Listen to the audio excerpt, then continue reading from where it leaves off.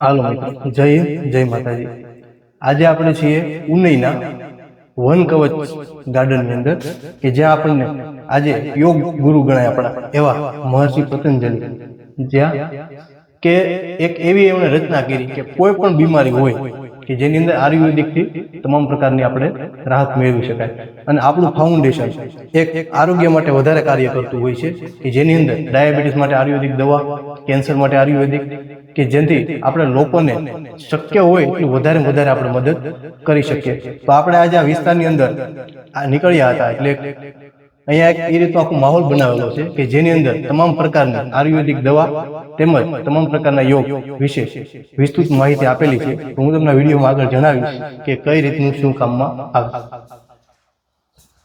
ખાસ કરીને પથરીના ઉપયોગ માટે કે ગોખરું અને પાનફૂટી આ એક એવી વનસ્પતિ છે જે આસાનીથી જંગલી વિસ્તારમાં મળી રહેતી હોય છે, જે પથરી માટે ખૂબ ફાયદાકારક છે।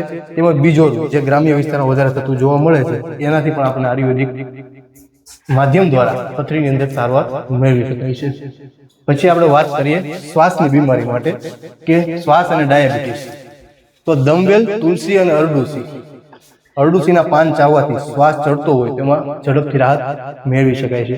તેમજ ડાયાબિટીસ માટે, ડાયાબિટીસ એક એવી વસ્તુ છે કે એક જીનેટિક હોઈ શકે કે જે સાવ જડુમાંથી મટાડવી શક્ય ન હોઈ શકે, પરંતુ આયુર્વેદિક દ્વારા એની ઉપર આપણે કંટ્રોલ લાવી શકીએ અને રોજિંદુ જીવન સારી રીતે જીવી શકીએ।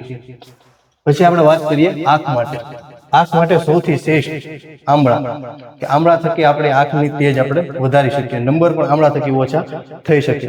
શ્રી દોરડી અને જીવંતુ આ વનસ્પતિઓ પણ જંગલી વિસ્તારની અંદર સામાન્ય રીતે